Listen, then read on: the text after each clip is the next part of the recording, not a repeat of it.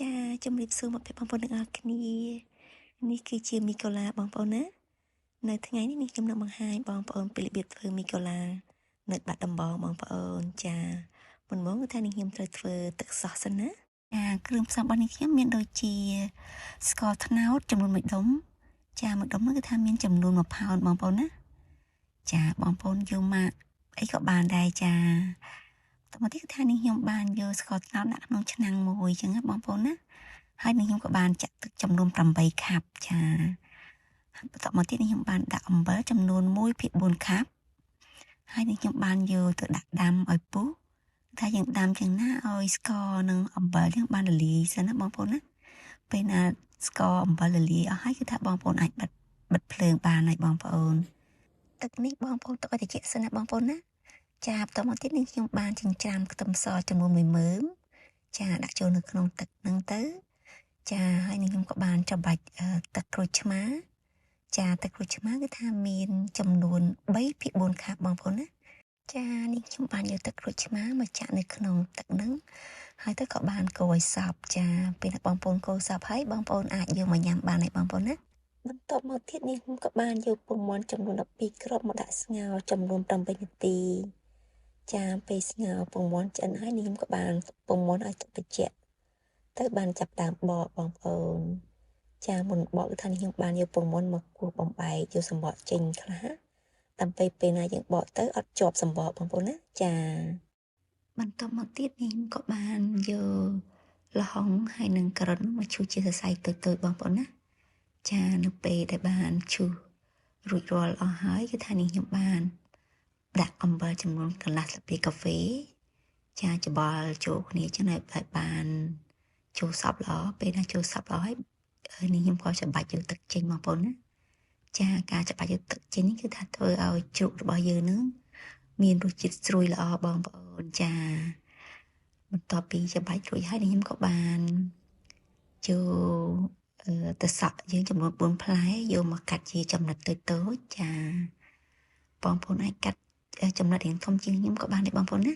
ពេលកាត់សក់រួចហើយនេះខ្ញុំក៏បានយកខ្ទឹមសហ្នឹងមកចិញ្ច្រាំតូចៗបងប្អូនហើយក៏បានដាក់ផ្លែម្ទេសចំនួន1ផ្លែដែរបងប្អូនណាចាបន្តមកទៀតថានេះខ្ញុំបានចិត្តក្រូចឆ្មាដើម្បីយកមកច្របាច់នៅក្នុងជ្រូកនឹងបងប្អូនដូច្នេះខ្ញុំបានប្រើ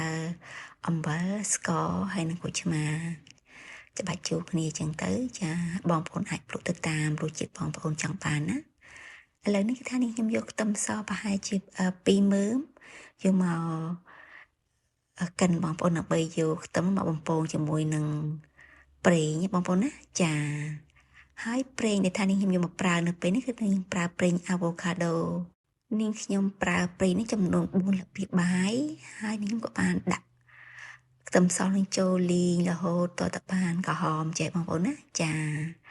ហើយនេះខ្ញុំក៏បានដួសដាក់ចានមួយឡែកចឹងទៅបន្តមកទៀតថានេះខ្ញុំបានប្រើឆៃពៅបងប្អូនណាចាឆៃពៅគឺថានេះខ្ញុំធ្វើខ្លួនឯងគឺថានេះខ្ញុំបានយកមកលាងទឹកចំនួន3-4ទឹកចឹងដើម្បីបានស្អាតណាចាបន្ទាប់ពីបាន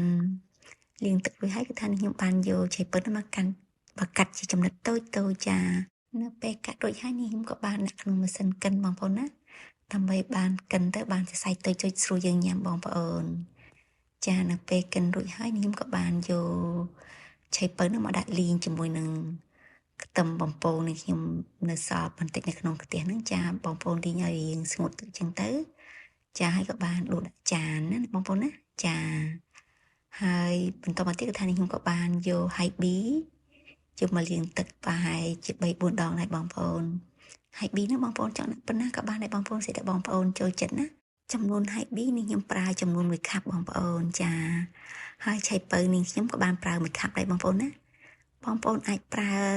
តិចឬច្រើនទៅតាមចំណង់ចំណូលចិត្តបងប្អូនឥឡូវនេះហៃប៊ីរបស់នេះខ្ញុំបានកិនមកហើយបងប្អូនឥឡូវក៏ដាក់កិនសណ្តែកដីបន្តទៀតចឹងណាបងប្អូនណាចាពេលកិនសណ្តែកដីរួចហើយក៏បានលាងសណ្តែកបណ្ដោហើយក៏កាត់លឹកខ្ទឹមផងដែរបងប្អូនចំណែកនេះវិញគឺជាទឹកស៊ីអ៊ីវខាប់បងប្អូនទឹកស៊ីអ៊ីវខាប់នេះគឺថាគេដាក់អំបិលតិចៗក្នុងនឹងខ្លះបងប្អូនណានេះខ្ញុំប្រើចំនួន4លាបព្រាបាយបងប្អូនយកមកដាក់ដាំឲ្យពុះចឹងណា ចាតមកទៀតគឺថានេះខ្ញុំបានដាក់ឆ្នាំងដាំទឹកដើម្បីយកមកស្រុះកាទៀវបងប្អូនចាដូច្នេះនៅពេលទឹកពុះនេះខ្ញុំក៏បានដាក់ប្រេងអាវ៉ាកាដូបន្តិចចាហើយក៏បានយកកាទៀវមកកញ្ចប់ហ្នឹងមកដាក់ស្រុះនៅក្នុងទឹកកំពុងតែពុះហ្នឹងបងប្អូនណាការស្រុះកាទៀវនេះគឺថាប្រើរយៈពេល35ទៅ40វិនាទីបងប្អូនណា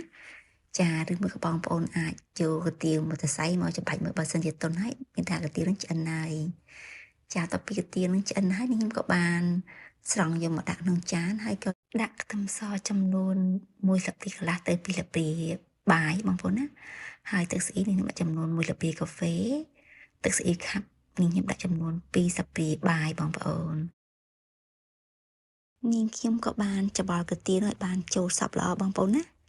ចាបន្តមកទៀតនេះខ្ញុំក៏បានចាប់ដើមយកកាទៀវមកកញ្ចប់ទៀតមកស្រស់បងប្អូនដូច្នេះនេះខ្ញុំបានប្រើរយៈពេលដូចពីលើកមុនចឹងដែរបងប្អូនណាចាហើយនេះខ្ញុំក៏បានដាក់ខ្ទឹមបំពងហើយក៏បានដាក់ទឹកស៊ីអ៊ីវបន្តិចចឹងទៅព្រមទាំងដាក់ទឹកស៊ីអ៊ីវខាប់ដែរបងប្អូនណាដើម្បីបានឃើញពណ៌រាងស្អាតបងប្អូនពេលដាក់គ្រឿងរួចអស់ហើយខ្ញុំក៏បានច្បល់ឲ្យបានចូលសព្វល្អបងប្អូនណាគុយទាវរបស់នាងខ្ញុំចាប់ដើមត្រជាក់បន្តិចឯងបងប្អូនណាឥឡូវនេះគឺថានាងខ្ញុំកំពុងតែបេះជាសរសៃដើម្បីកុំឲ្យជាប់គ្នាបងប្អូនណាចានៅពេលកាទៀវត្រជាក់គឺថាងាយស្រួលក្នុងការបេះសរសៃនឹងចេញពីគ្នាបងប្អូននៅពេលនេះគ្រឿងមីកូឡារបស់នាងខ្ញុំគឺថាបានរួចរាល់ហើយបងប្អូនណាចានេះគឺជាសរសៃកាទៀវរបស់នាងខ្ញុំហើយនេះគឺជាទឹកអំបិលហើយនេះវិញគឺជាជ្រក់បងប្អូនណាចាជ្រក់មើលទៅឃើញពណ៌ស្រស់ស្អាតហើយបងប្អូនចំណែកនេះវិញគឺជាពងមាន់បងប្អូនណាចាពងមាន់ឆ្អិនហើយបន្តមកទៀតគឺជាឆៃពៅបងប្អូនណាចាហើយនេះគឺជាហៃប៊ីចំណែកនេះវិញគឺជាសណ្តែកដីហើយនេះគឺជាសណ្តែកបណ្ដោះនេះគឺជាស្លឹកខ្ទឹមបងប្អូនណាចាឥឡូវនេះសូមអញ្ជើញបងប្អូនមកញ៉ាំជាមួយនាងខ្ញុំណាបងប្អូនណាចានេះខ្ញុំបានចាប់ផ្ដើមដាក់គ្រឿងទាំងអស់នៅក្នុងចានគឺថាដាក់មួយមុខបន្តិចបងប្អូនចាពេលណាបងប្អូនដាក់គ្រឿងសព្វគ្រប់ហើយបងប្អូនច្បល់ទៅហើយបងប្អូនអាចភ្លក់រសជាតិទៅតាមបងប្អូនចូលចិត្តបងប្អូនណាចាបងប្អូនអាចថែមថយប្រៃផ្អែមទៅតាមចំណង់ចំណូលចិត្តបងប្អូនចានេះខ្ញុំសូមអរគុណបងប្អូនចាដែលបានតាមដានទស្សនារបស់នេះខ្ញុំតាំងពីដើមដល់ចប់ចាជម្រាបលាចាបាយបាយ